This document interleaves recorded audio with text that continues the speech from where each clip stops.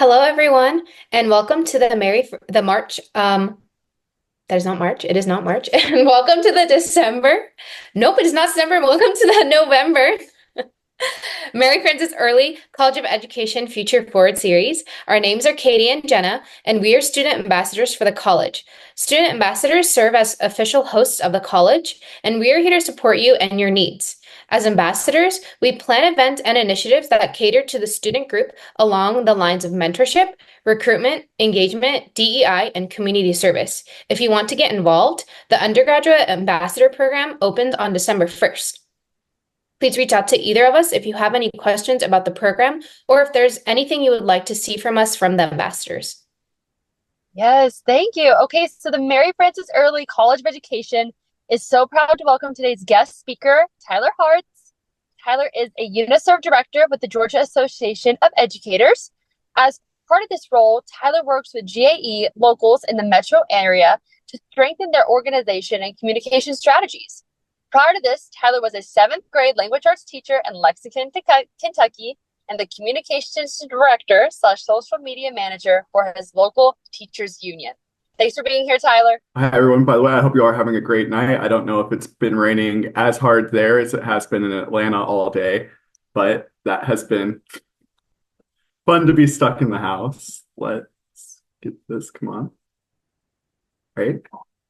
So yeah, like they said, currently I work as a UNISERV director with the Georgia Association of Educators. Before that, I was a seventh grade teacher, but I actually started using Canva a lot in that role as the media manager with our union affiliate back in Kentucky. And so I had actually never used Canva before taking on that role. I had some experience with making a few design things here or there. I'd used Photoshop in the past working on a political campaign, but I had very little familiarity with Canva, but they had asked me when I took on that role to make a post every single day. A lot of those posts used or needed a graphic made specifically for them. And so I all of a sudden got a whole lot of experience using Canva. And it was clear very quickly how it could translate into the classroom very easily. And so I started using it all the time as a teacher.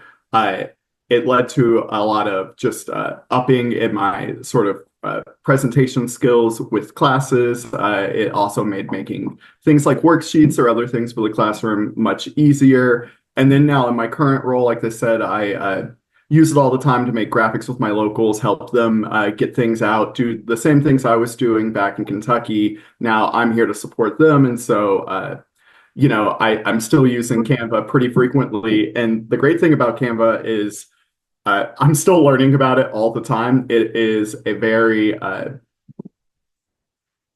just detailed program. There's so many different ways you can use it. There's so many different things you can do with it. Pretty much if you need to make any sort of graphic, you can use Canva for it. Even if it doesn't actually have the functions, you can usually figure a way to use their functions to make whatever you need work. I do want to say before I move on, just with the introductions, I also, my screen's blurred so you can't see him, but I wanted to introduce my dog just because he will bark at some point during this presentation. He's never made or let me get through an hour-long anything without making his presence known. So I'm going to apologize in advance for that. He is very large too, so you will hear it. He's a 90-pound Aussie Doodle, and I gave him a distraction bone, so hopefully that will keep him quiet, but if not, I apologize in advance. So just to start, I wanted to show two examples of some flyers that I made on Canva in two different roles. I wanted to show these two specifically because they're things I'm going to come back to a few times just as examples to show everybody some different elements, some different things you can use with Canva. I'd say both of these were things that I was quite proud of in the end of how they looked, but I didn't actually have to do too much work to make them, having just a good amount of experience at that time already, because Canva really does have a lot of very supportive tools. It's very intuitive as well. Before we move on to, by the way, actual presentation stuff, I really want to say, please ask me any questions you all have.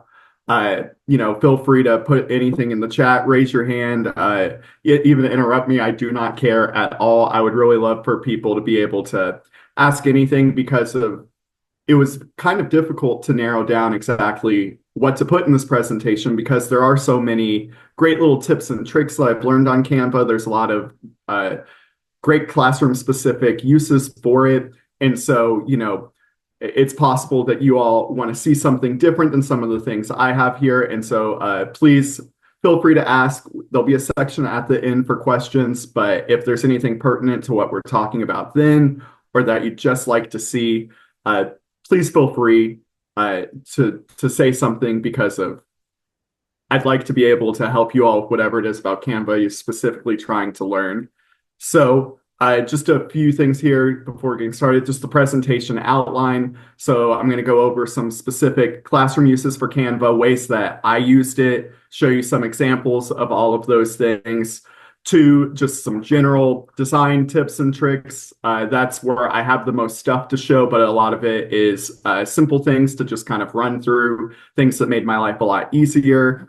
Then some classroom specific tips, specific ways that you can use all of this when you are teaching, and then just bring it all together, maybe showing some examples, trying to show you how I would specifically make a few different of these elements here. So to get started with some classroom specific uses for Canva, I'm going to show you in just a second a bunch of different examples of these, of just simple, even templates of these things. But these were kind of the main things I used it for in my class that I could think of that people might be able to use it for as well. So one, obviously big, a syllabus. If you're trying to make your syllabus look nice, which I used to not do, and then after using Canva decided to do because it was pretty easy to use it to do that. That was a change for me. I was always before that somebody who just used a basic Word document. Agenda slides, in-class presentations, worksheets, the graphic organizers, certificates for students, your resume as you apply for jobs when you graduate. And then also Whiteboard, which is a very specific Canva application that I'm going to show you some things on that's really good to use in the classroom, especially for collaborative discussions or anything where you want to get students involved in a brainstorming activity. And so here to go up to Canva, ooh, get out of my way.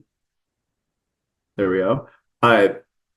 So going through that, things like a syllabus. So let's say you wanted to make a syllabus. Start always by searching the thing you're looking for. Canva has amazing templates, and it's going to make your life a whole lot easier to use them.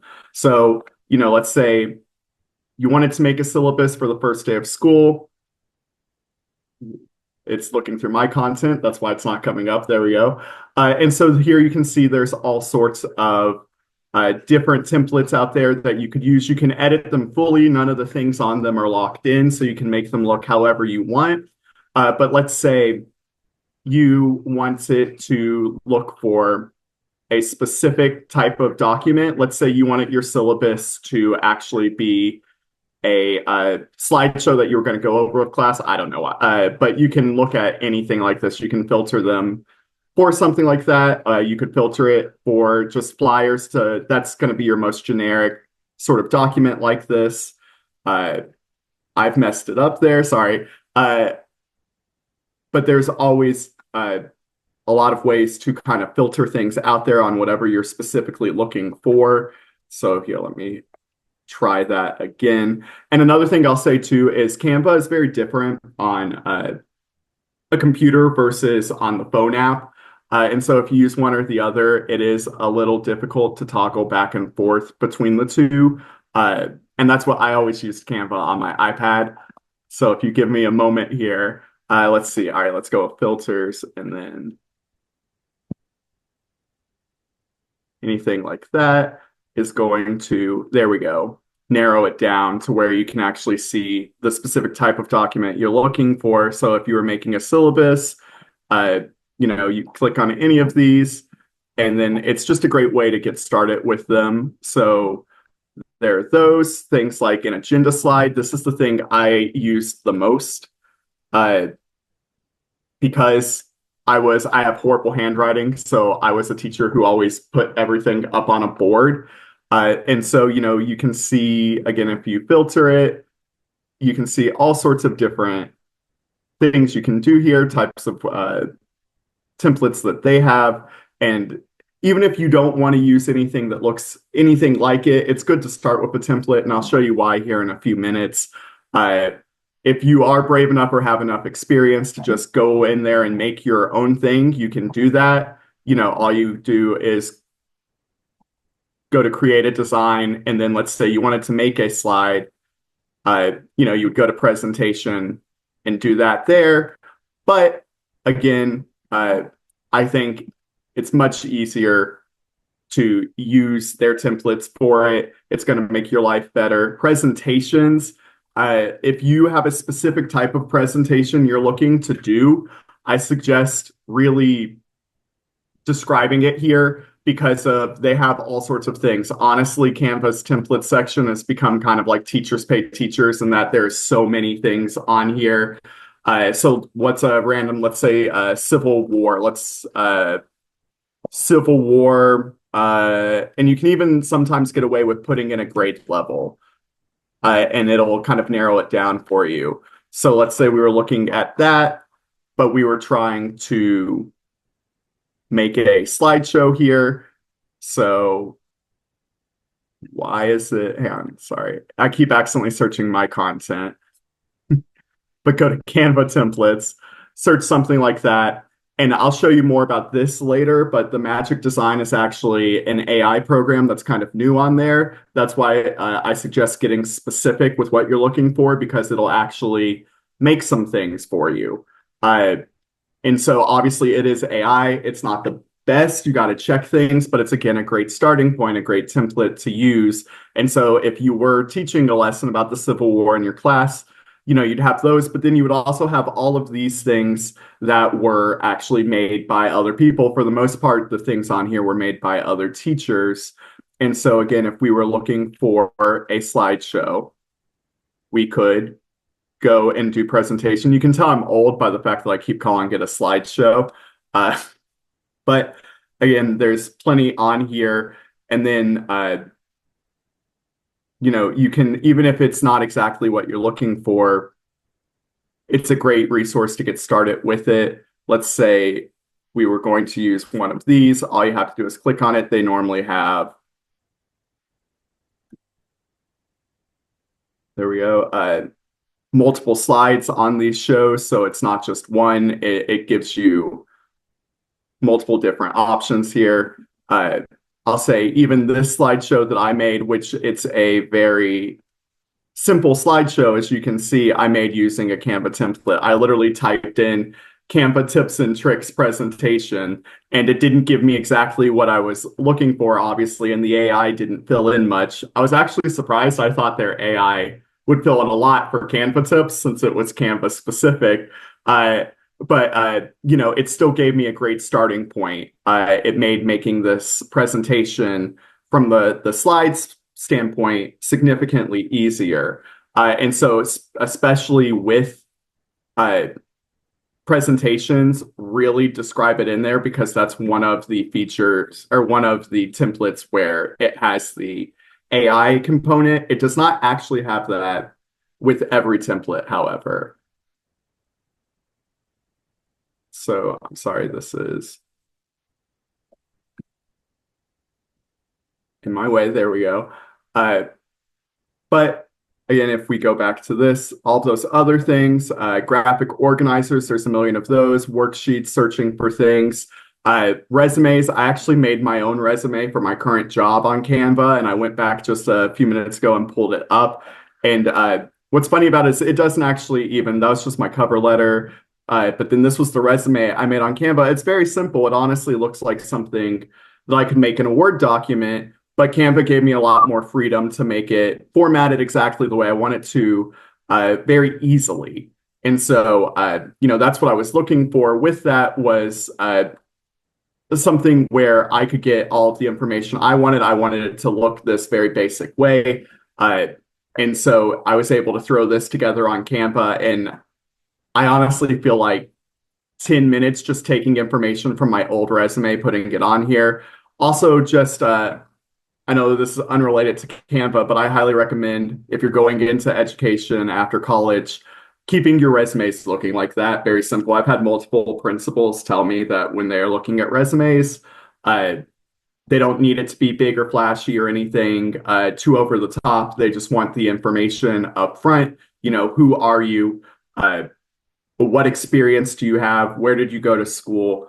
And keep it at that.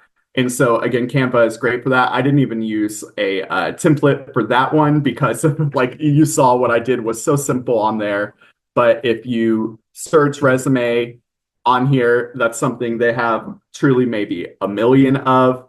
Uh, and I say all this about the templates to say, again, always start there with any of these, whatever you are using Canva for, because it will make your life easier. So going back to that flyer that I showed you earlier. So this flyer, uh, how I made it was actually a colleague of mine, Skylar Nunley, who works with our student program. So some of you may have experience with him, had made this flyer, which let's see if it'll come up for me. There we go.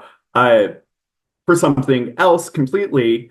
And he used a template to make it. I couldn't find the actual template he used because, like I said, there's so many on there. But what I did was I took this as a template for me. And I know these look kind of different. You can obviously see the elements that are the same, but it gave me a huge starting point, right? So this document already had this element on it. And I said, okay, well, I'm going to use that somehow.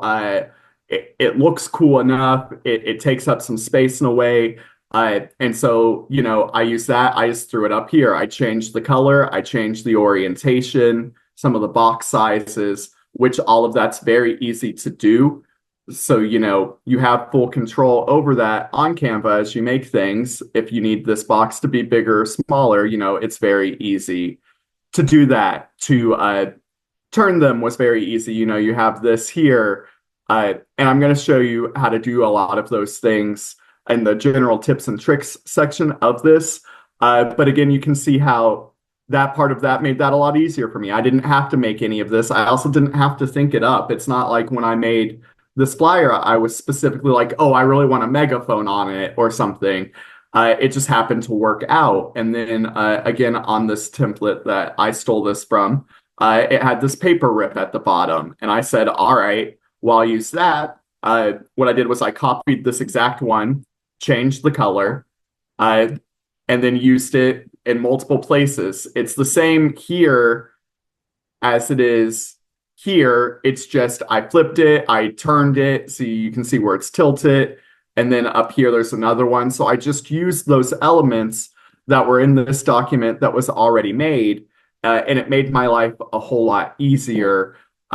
Where if I were making this document from scratch, it would probably take a lot longer. So to kind of prove that point, a few months ago, I made a flyer for a colleague of mine. Let's see if I can find it. Yeah, it's right here. And in it, I didn't use a template at all. I just used basic shapes.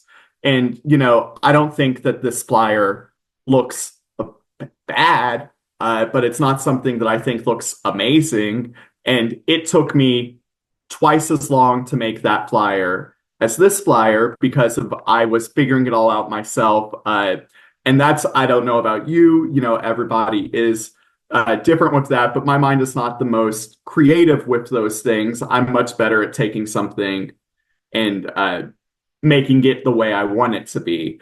I think it just, again, saves you a lot of time, where doing this way was maybe not the best use of time.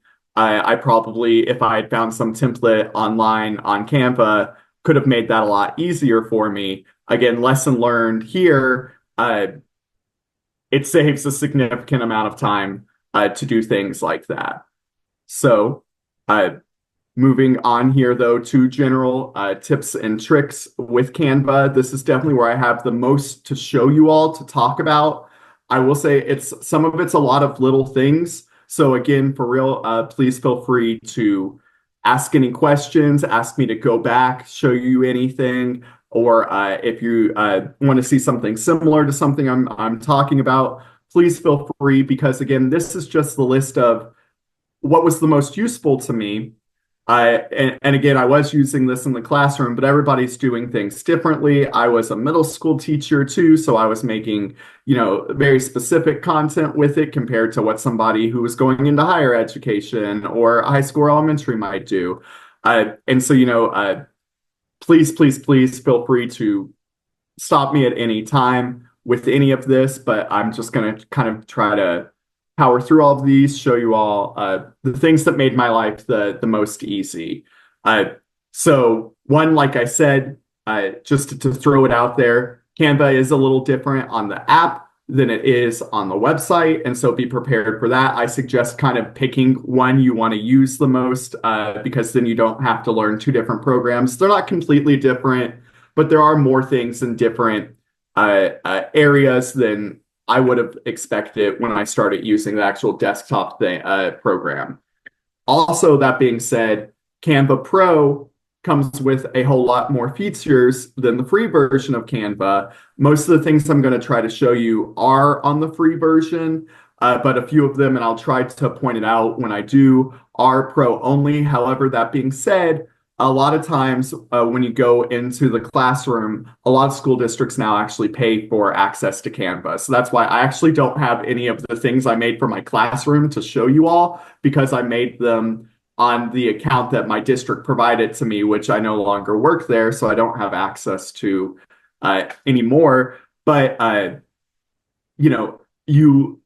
I'd say have a good shot at getting Canva Pro for free as an educator. And then if not, you can specifically use Canva Education. It's its own program through Canva, where as a teacher, you could sign up for it. You get access, it's free to use that, and you get access to a few of these extra features too.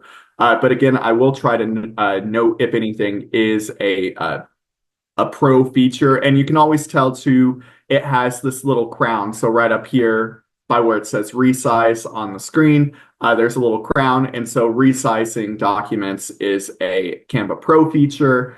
But like I said, most of the most useful features are actually there for anyone to use for free. So the first one, and I didn't learn about this for the longest time, is keyboard shortcuts. It can save you a lot of time. There's way more than the ones that I'm going to show you. I strongly suggest just Googling keyboard shortcuts on Canva, because there are so many. But the ones that I use the most here, if you just press R, it's rectangle, you get a square. I know they're the same thing, but you get a square when you press R. If you press C, not while you're typing, but if you press C, you get a circle. And so I'll show you in a minute how to get to all of the shapes. They're very useful things on here. But again, the basic ones, there is a shortcut for it. Things too, like basic shortcuts that are on most things, Control Z and Control Y are undo, redo. So, that takes us back to where we were a second ago. Hitting Control Z again takes it away. But let's say I wanted that back. You have Control Y and the circle comes back. And so again, it's a very useful tool. You can also use these up here for that. On Canva, it's so much trial and error. You will make some mistakes here or there. And so it is very useful to have those, but there's a keyboard shortcut for it too. Also, so let's bring a circle back. So hit C to bring a circle. Let's say for whatever reason, I wanted these two elements to be together like this. Let's maybe change the color on this one to something else so that it shows the contrast. Oh, I'm sorry, on the wrong one. So let's say we needed that for some reason in our element. You can just select them and hit Control G, and then it groups them, and then so they're together. Again, grouping, I'll talk about in a minute. It goes along with layering, very helpful things, but Command G to group something is, in my opinion, one of the most helpful of the keyboard shortcuts.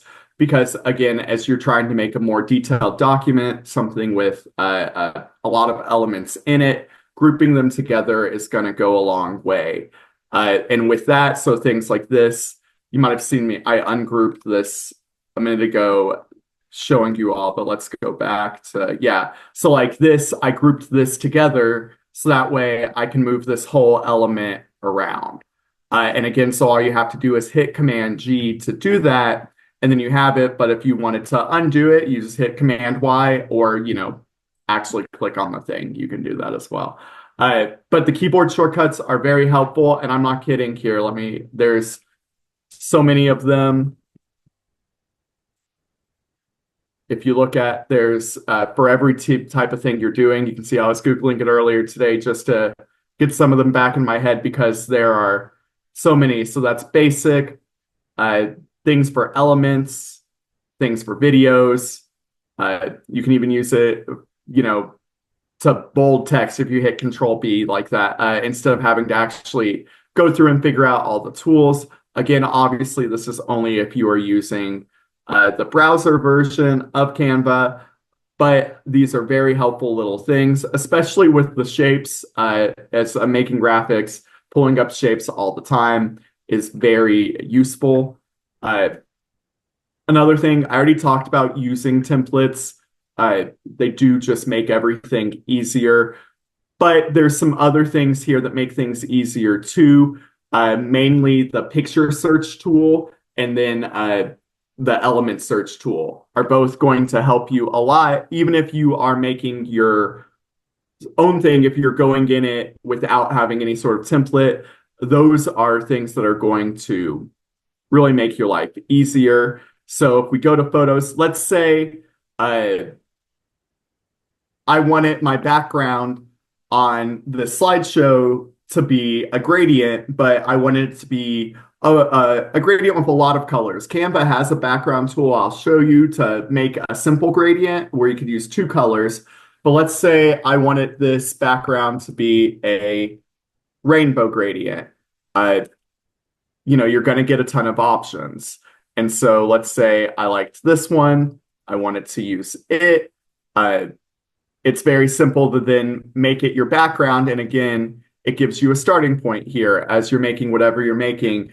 I used a lot of gradients for backgrounds, and they have a lot of that in these pictures. But let's say you needed a picture of, I'm trying to think of a random thing here you might use in a classroom. I don't know, a picture of a library. There's going to be a multitude of options here to look through to find whatever you need. And again, these are all photos where if you're doing anything public or anything like that, you don't have to worry about the licensing of it or anything like that. They are all things you are free to use through Canva.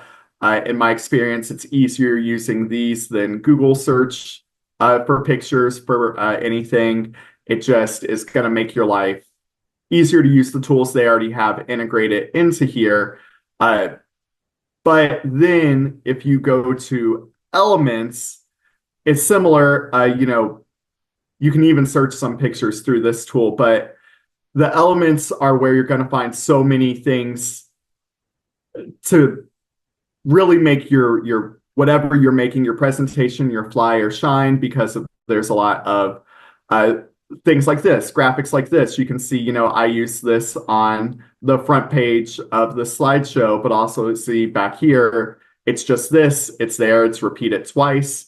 And so, their graphics, you can find just about anything you needed. So let's say you were trying to make a agenda slide for the day, and let's say you wanted to, there's that Wicked movie's coming out, I think this weekend. They're advertising it very heavily. So let's say for whatever reason you were doing that as a theme, and so you wanted to just throw some pictures on there, some elements from that. You're gonna be able to find them on here. Whatever it is you're looking for, you can generally throw in whatever you need, and you can throw it into whatever you are making. So let's say, that flyer I made had a megaphone on it. There's probably tons of options for that. Yeah. See, you could use whatever it is that matches stylistically what you are making.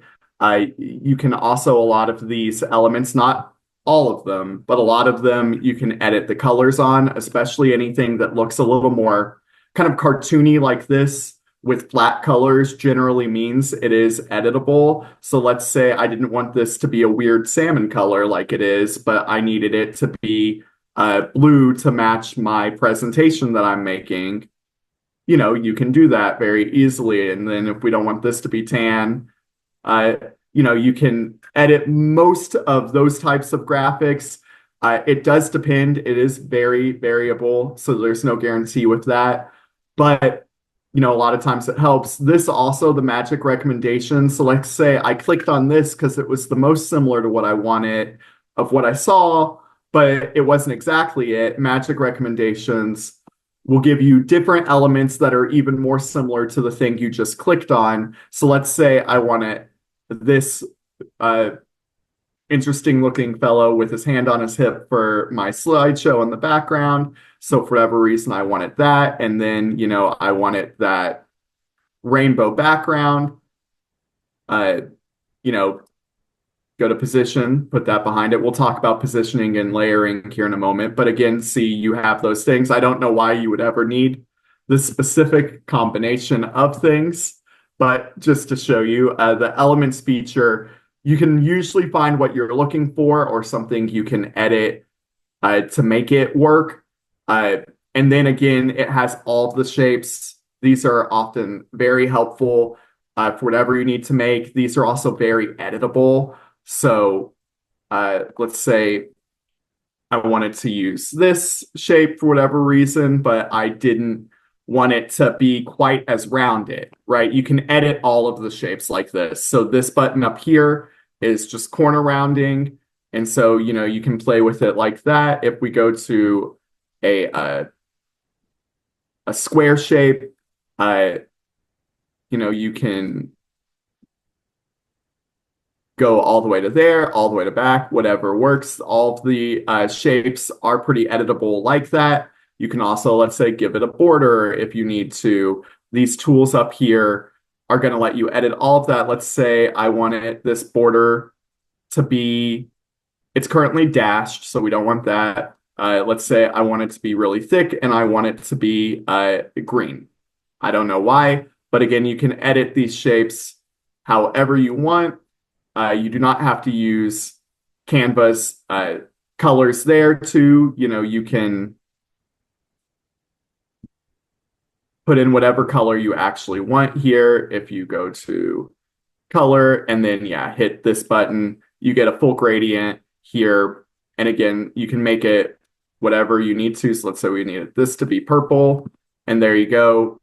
But then we wanted this to be rounded. Again, these elements just come in handy a lot, depending on whatever you're making, because then, you could use this as a text box if you wanted a text box to be the colors of the Incredible Hulk for some reason. Then you have that, right? It's going to be a little easier to do something like this than actually editing the text box features. In my experience, the shapes on Canva are easier to use than some of the other elements. So if we just hit backspace to make that go away, there we go. Lines too are highly editable for whatever you need. So like on this flyer, you see this is just the Canva line tool here. What I did was I went to line style, I made it dashed.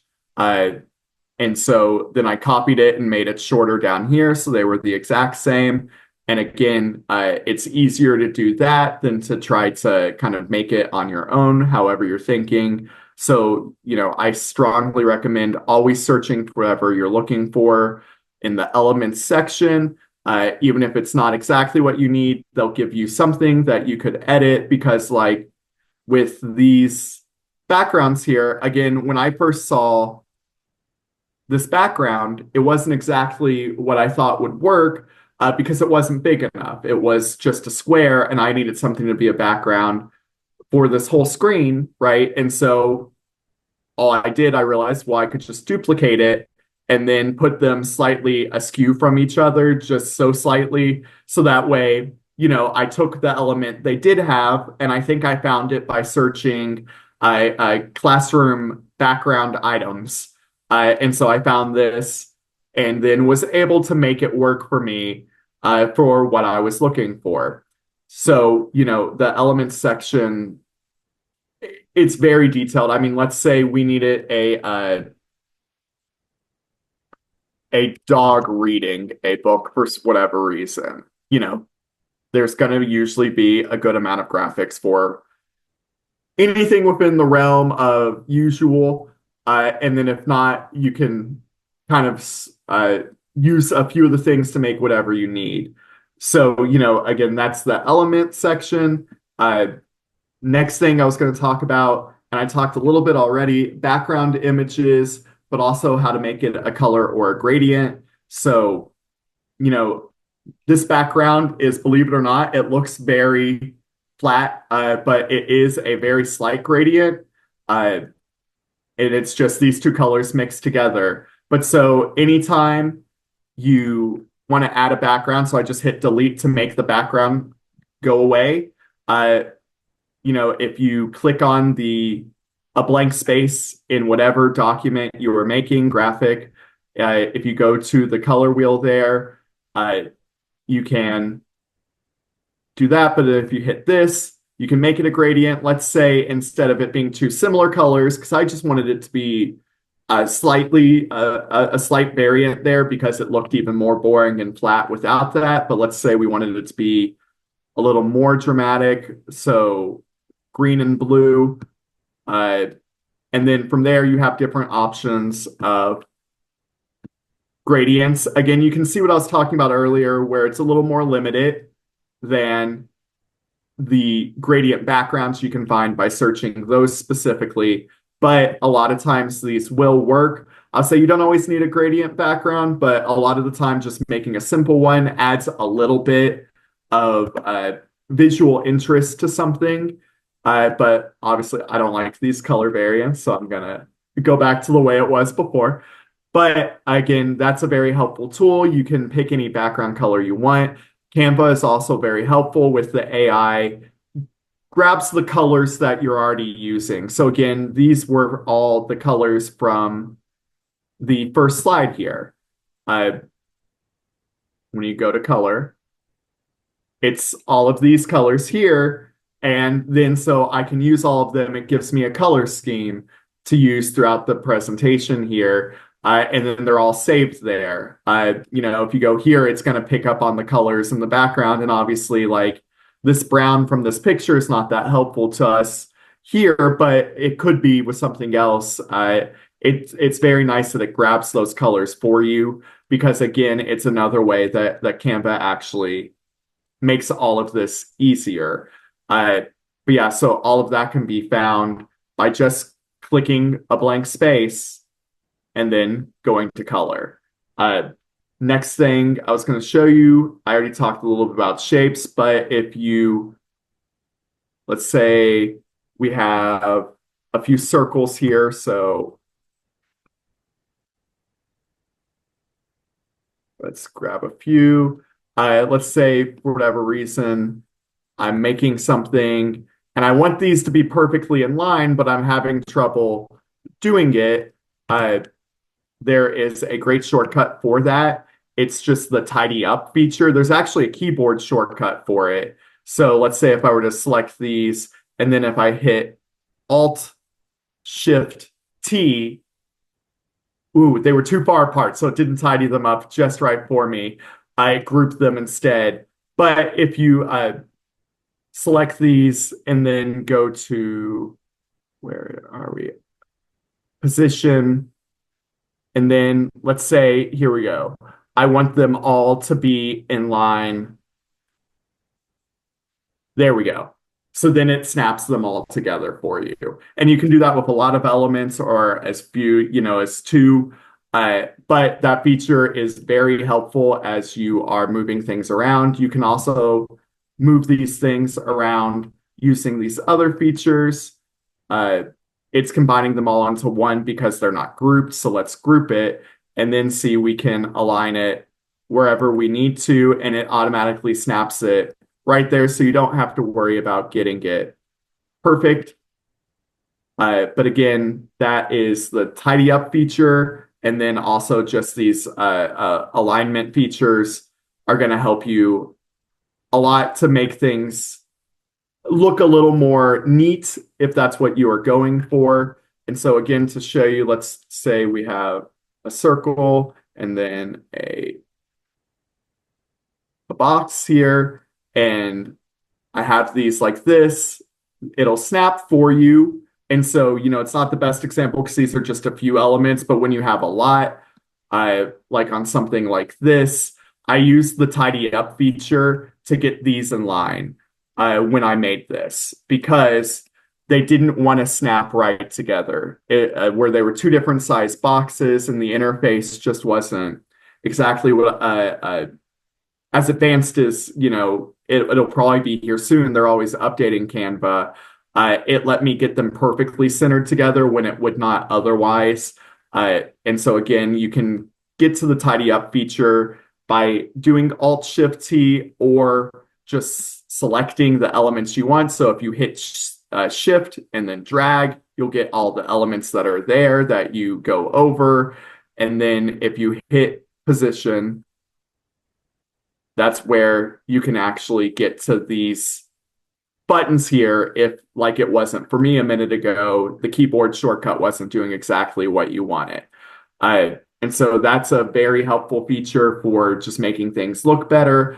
I strongly suggest a lot of times when I'm making something, even if I think it's right, I'll use that feature just to make sure. Again, though, I am way too anal retentive about getting things in line. Other people might not care as much.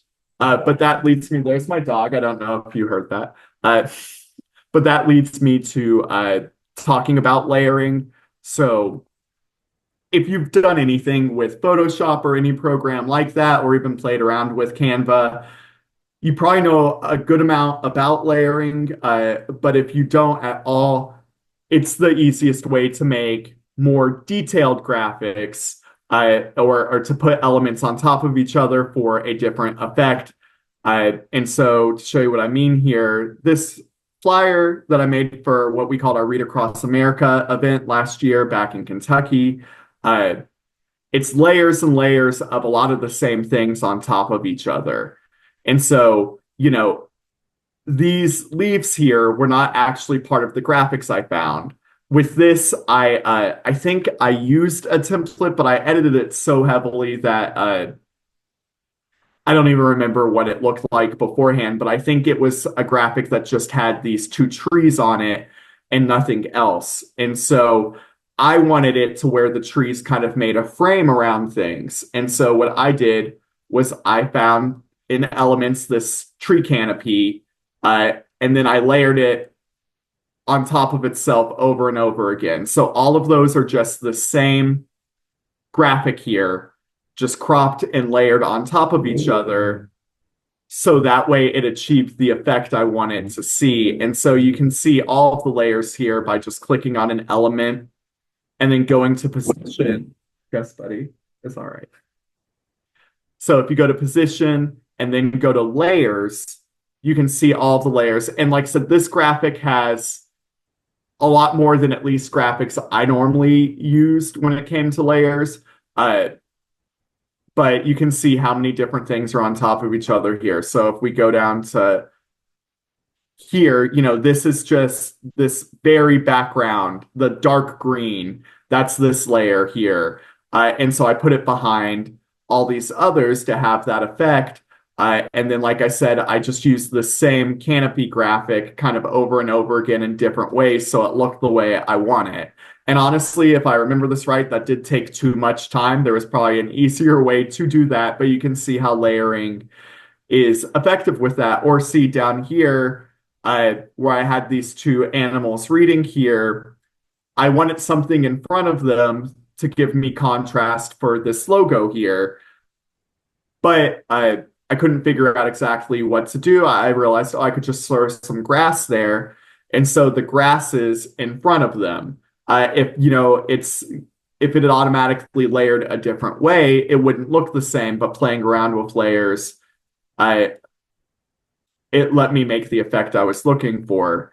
So, again, if we go here and we go to arrange, let's say I wanted this in front of the logo for whatever reason. So I've selected the layer that I want here. So this grass on the bottom, if I go to arrange, I could bring it forward to where all of a sudden it's in front of the logo. I could send it to the back to where you can't see it at all now because it is behind the background graphic, which is just a sky gradient. Uh, I can bring it forward, forward, forward, and see now it's back where it was. But again, playing around with that is going to give you a lot of freedom to make graphics look exactly the way you want them to. So like this branch here needed to be in front of some elements, but behind others. And so, it's exactly where you want it to be. And so that's always here, position, and then, like I said, you can hit layers, or you can just select whatever it is you're working on and move them around like that. If you go to layers, though, and hit overlapping, again, that it kind of groups things together with all of the layers that it touches. And so that's pretty helpful, too, especially if you're trying to select multiple things.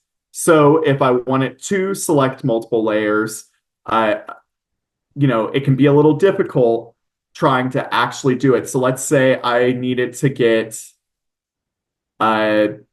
everything up here, but not the tree trunks or the vines or anything. So just all of the green up top. Well, I can't really select those by dragging and dropping without selecting, see, a whole bunch of other things too. And that's not what I'm looking for. So if I click on one of them, go to position, from here, I can hold control and select multiple things. Actually, either appear to work, so that's good to know. But so if I just want all of those things, see, I don't want this. You can group them all together like that. Sorry, just be quiet, buddy. Apologize about him. That's what, like I said, he's never given me more than about 10 minutes on any sort of presentation without barking. But yeah, so then you can select the multiples here of whatever you need. And let's say you want these two things together. I can group them together by, I can't find the shortcut here. So if you just go to Command G, then you can group it together. Normally, let's go back.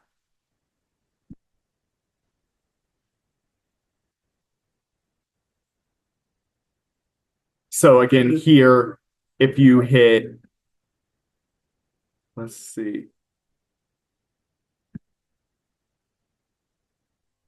When, like I said, this is different than what I normally use, so I'm not finding the actual group button. There is a way to do that, but again, it doesn't matter because if you want to group things, you can just hit Shift G, and then you have them together. You can add other things to that by selecting them and hitting the same thing. And here we go. Here it was on this feature. So the three little dots, that's where you would go to group or ungroup things. So let's say I wanted to have this element grouped with this vine, grouped with the tiger down here. And then so I could hit there and then go down to group. Then I have those together. And then so you see they move as one. It's very easy to undo that, to ungroup it by just going back or hitting ungroup. You can also lock things together in a group to where they stay as an element as one. So like if you're making something where they're going to stay together like this, that's what I did with that. You can lock its position and then it's going to stay as one element. It makes it one thing on its own instead of a group of layers, which again, you can easily undo. And so that's a great feature as you're trying to make something a little more complex. It makes your life easier. Again, this document, the reason I picked it is it's the one I could find that had by far the most layers on it. I and I don't remember why I put myself through so much trouble for something that just looks like a usual old flyer, but I did, and at least now it makes a good example. But another thing that I used all the time on Canva in my classroom was the background remover. And so that's going to be with photos. So let's go back to here. Let's say I was making a slide to welcome my students to class on the very first day of school. And so let's say in doing that, I wanted to have a picture of me on it. So let's give this a background. So we'll go here. We'll make it a gradient because why not? And let's say we want it to be, let's say our school colors were red and black. I never taught at a school that had those colors, but we'll make believe. And then so this was going to be our background. But let's say I wanted a picture of me on there. I could go to, and I think, where did I put it? I left one here for me to use. Let's see if I can find it.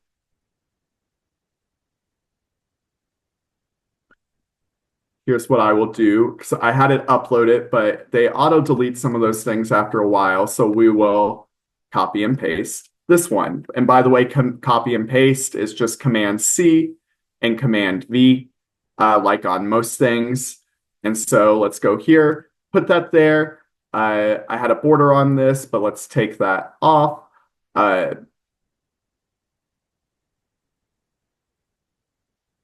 want no border. Here we go. Okay. And so now let's say I wanted this picture, but I just wanted the me part of it. You go to background remover, and it's usually pretty intuitive. Let's see how well it does on its own. It takes a minute a lot of the time. But yeah, see, it did a great job there. Sometimes it doesn't. And so you can actually play with that yourself. So if it doesn't remove all the elements that you want, you know, there you can still remove things on your own. And so how you would do that is if you go over here on your menu, and then there's a few different ways to do it. If we went to, where is it? No. Sorry you all about this. Let's see. Again, in another, there we go. So it's on here with that, but it went away. So let's say it did do what we wanted it to do, but let's add something back so I can show you. Let's say it didn't remove this portion here. Then you can go in, remove what you need to. Obviously, this isn't great for fine edges. Like if I needed to get around my hair there, that's going to be a little more difficult, but you still can do it. This I find much easier on the mobile app because of, it's just easier to use your finger to get exactly what you need to. And also it kind of snaps a little more for you on the mobile. So, it's pretty intuitive of once you click on a part of it, it'll realize like, oh, okay, you're trying to remove that element too. So, that's pretty helpful. If you're not getting what you want on here, you could use that part of it. But let's say I want it just my neck up for whatever reason. You can see that's a little harder on here, but you still can accomplish it. It just might take a little more playing with it. But that's not what I was trying to do here. It was to just get a picture of me so that way I could have that in the corner here. And again, when you do things like this, you do end up getting a lot of little glitches like this here or there.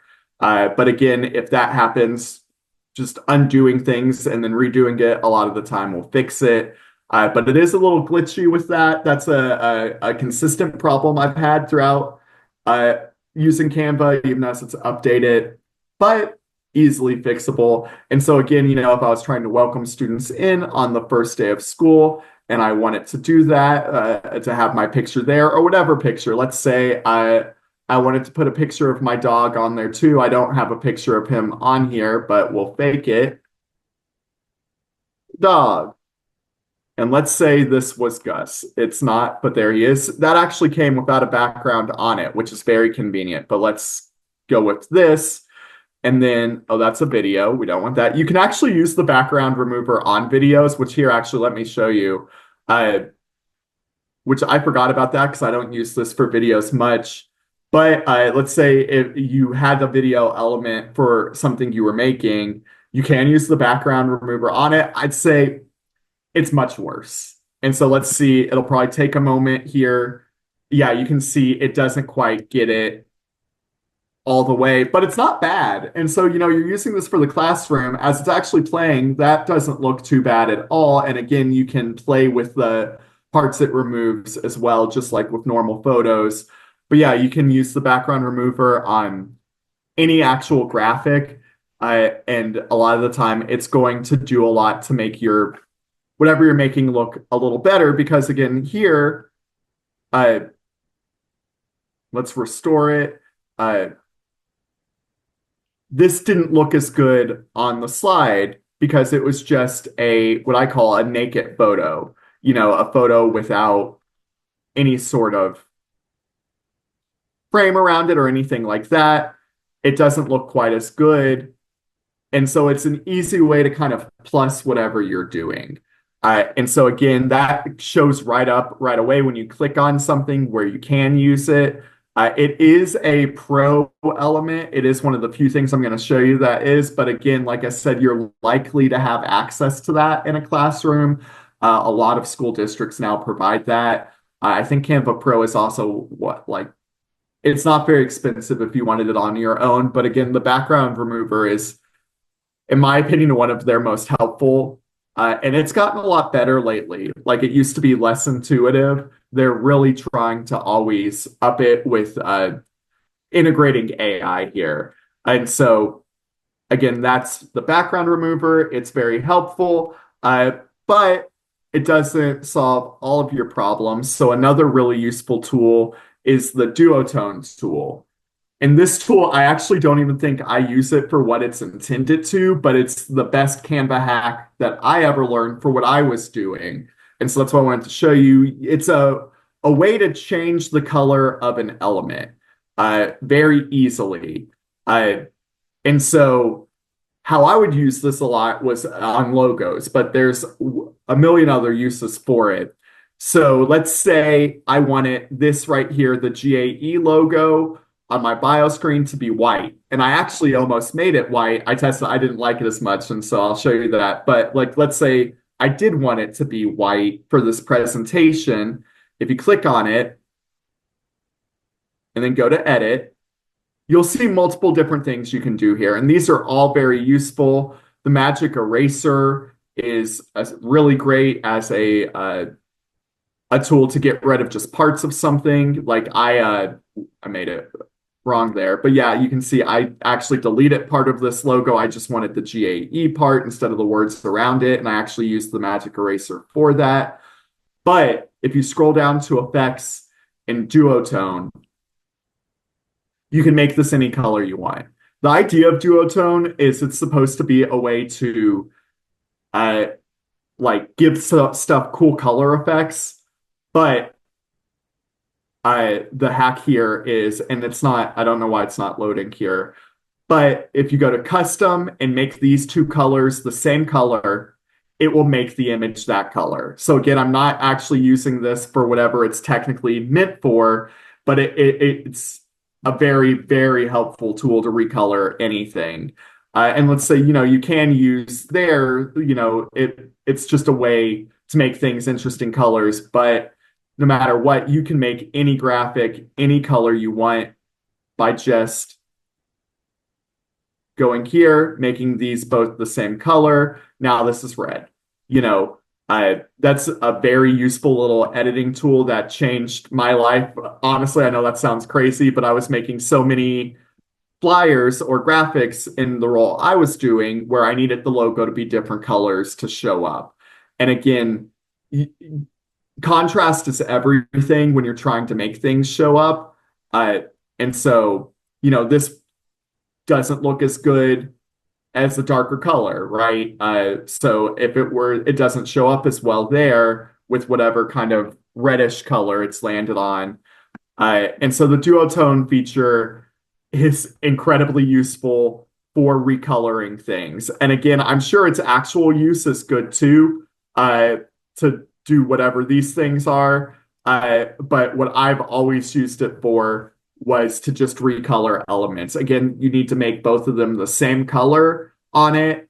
And I don't know why they don't have a specific tool for that. Like if you Google how to recolor elements on Canva, that's the tip it'll give you is, well, you can use duotone to do this. And so that's just one of the effects here, though. You can see the other ones. The shadows is very useful for some things. I'll show you that with line shadowing here in a minute. But again, that's the easiest way to recolor things on Canva. Graphics specifically, obviously backgrounds you can color on your own, but you can do similar things like the shadows here. So again, like I said, if I wanted to give this a shadow, I very easily could by going and let's say I want it to be angled for whatever reason. Obviously, this isn't the best graphic for it, but you can see how that works. But giving words shadows is often a very effective way to make them show up. And so there are other word effects too. So let me go back to this graphic. You can see all of the text on here has just a slight shadow behind it because it didn't show up as well without that. And so again, if you click on text, go to edit, again, just go to shadow, and you can give it whatever shadow you want. I find with text, the two ones that work the best are the first two, the glow and the drop. One thing that is weird with Canva is when you do this, you can see there it says that I have no shadows on this, but if you look at the text, it clearly does have a shadow. It doesn't remember that in the interface here for whatever reason later. So I could actually add a second shadow to the text and layer it on top of it because of that, which I've actually done sometimes for effect. But for whatever reason, it saves the effect on there that you have the shadow on the text, but on here it's not. But again, that's a way to make things stand out because sometimes, depending on the colors you need to use, you can't get it to show up. A lot of text won't. Or up here, like this, I remember when I made this, part of the letters were transparent, and so it actually made it weirdly hard to read. And so you can see I just put a drop shadow on it, which made it significantly easier to read. And again, it really all is, you need contrast here. A lot of times you get locked in with colors with a color scheme and it doesn't always work right. Shadows are the easiest way about that. You can also give text an outline again, I'm on the element, so it's giving that an outline. But if you highlight the text and do the same thing, you can give it an outline, but it doesn't look as nice as the shadow, in my opinion.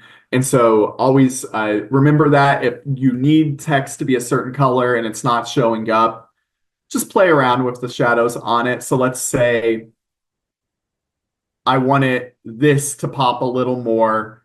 I could go there, go to effects, and then here it actually is giving them to me differently. It's the same interface though.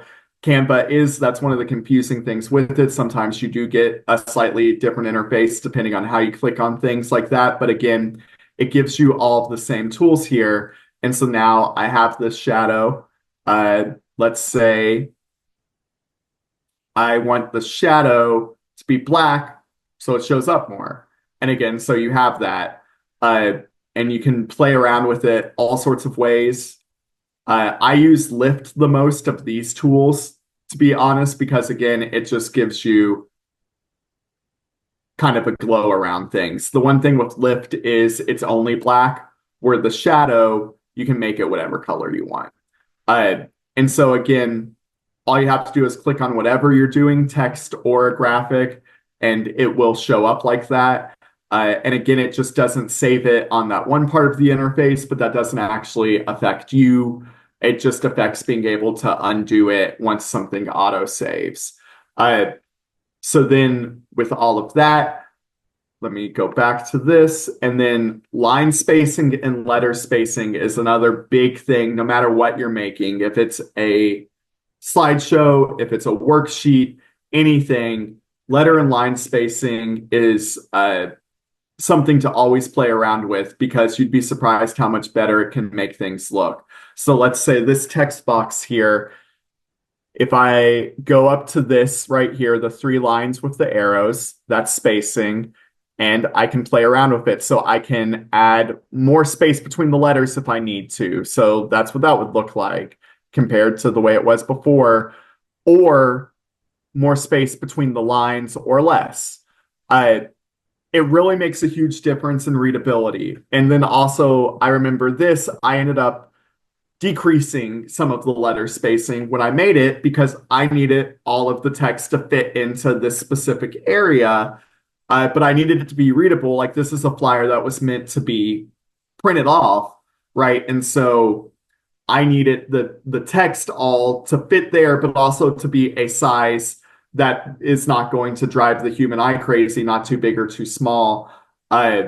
And so I needed to play around with the spacing here to make this all fit. And again, you can make everything bigger or smaller with all of these tools, but the spacing is where it's the easiest. And you can also, if you just want to adjust it slightly, so let's see what it was at before. It's at 1.38 for line spacing. You can type it in. So I just want it to be ever so slightly less, 1.37. And you can see in the background the change it makes. Let's say we want to make it go to 1.32. And you can see it makes a minuscule difference, but you'd be surprised how often doing something like that is what you need to do to make something fit, to make it look right. Because text sizes tend to matter more than people realize. And so like on this, the spacing here needed, I think, to be expanded on it. And so that's what I did there to make it more legible, because beforehand, it just didn't read as well. If anything ever, if words are ever too close together, that's always the first thing to do. Again, that's here. And then, so if you click on text and then edit, it's showing those texts as graphics. I don't know why, but so if you go here and then spacing, that's where you'll find it. And so that's another big one. Last Hi, thing. Tyler. Yes, go ahead. Hi there. We're a bit over time right now. What was that? We're a bit over time right now. Okay, I'm pretty close to the end, so I'll really speed up here and try to finish up in, let's say, like 6-7 minutes. Is that all right? Sure. All right. Sorry about that. I'll go really quickly. Sorry. Like I said, I had trouble even making this because there were so many tips that made my life so much easier. A big thing, use apps. If you cannot find what you need Canva to do, there's a lot of outside apps that'll help. So for this, I wanted to include a QR code. We had just lost our, my work site pays for a service for QR codes, but we briefly didn't have it for the week I was making this because the payment lapsed on it accidentally. And so I had to just download an app for a QR code, and there's apps for everything. So if you need something, always look at that if Canva doesn't do what you need to. Other basic tips, keep things simple. Always, if you're really working on something, I suggest walking away from it for a while and coming back and looking at it. Moving on here, sorry, I'm trying to speed up.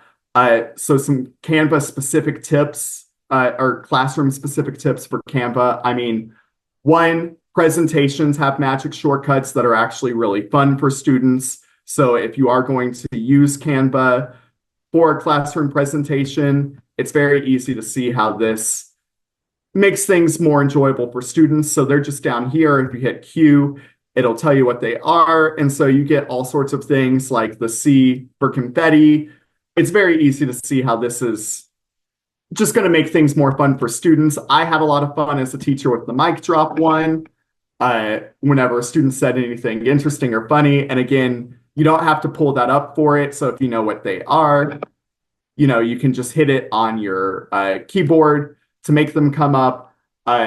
Also, you can use your phone as a remote for a presentation.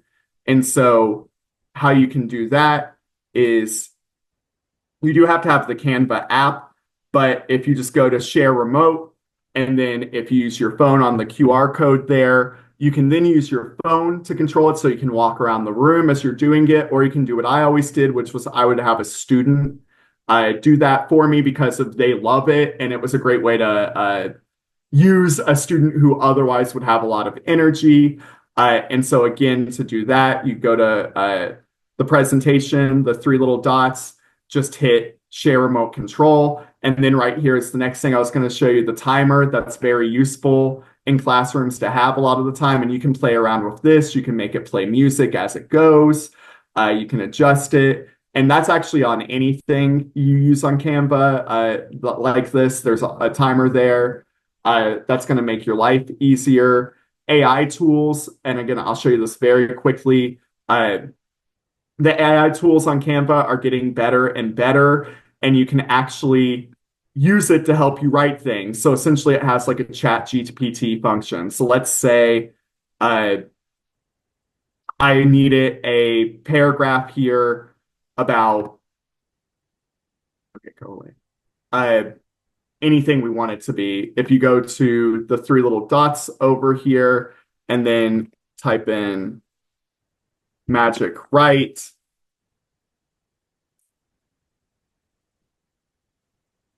Okay, sorry about that. It is being a little annoying on me. So I know I'm out of time, so I'm not going to waste your all's time trying to find it, but the magic write feature works like chat GPT. So if you type in, okay, give me a paragraph about World War II on a fourth grade level, it'll give you that. It's a great tool for that. Canva also has another AI tool where if you go to photos, you can actually type in what you want to see, and it will essentially, again, like all of these other AI apps out there, make an AI version of it. It's the same as all other AI apps out there. Like it comes out a little weirdly stylized and brushed, but again, no matter what you see or what you need, you can usually find it. So let's say I want a dog eating ice cream. I do not know. I'm trying to think of random things here. It works the same way as all these other programs that we're getting used to, but what's great about it is you can use it in your classroom and it's integrated into this. So, you can then use the background remover on those images or whatever you need. And so that's very useful. I would suggest looking into Canva Dream Lab. I don't have time to show it to you right now, but that is another AI tool that's similar to that, but it's everything in one. So again, that's the Dream Lab.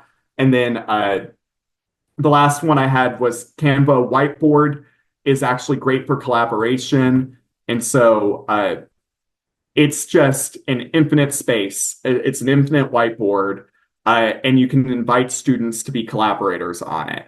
So if you go to Whiteboard, it's great for things like a KWL chart, a no want to learn thing, because the students can interact on it. So, you can pull up anything you want here, put it on the whiteboard, and then you can invite students or have students work in groups to edit it together, put this on your flat panel in front of the room. All you have to do to invite students to it is hit share and then give them access like any sort of other Google Doc. And as you could probably think about, there's a million different ways to use a collaborative feature like this. But this got introduced right at the end of my time teaching, and I used it exactly for this activity, a KWL chart in class, and it was a great way to use that. Anyway, I'm so sorry for going over time. Like I said, I had so many things that I wanted to talk about. I wasn't sure how to time it all out. But so do we have time for questions? Were there questions or?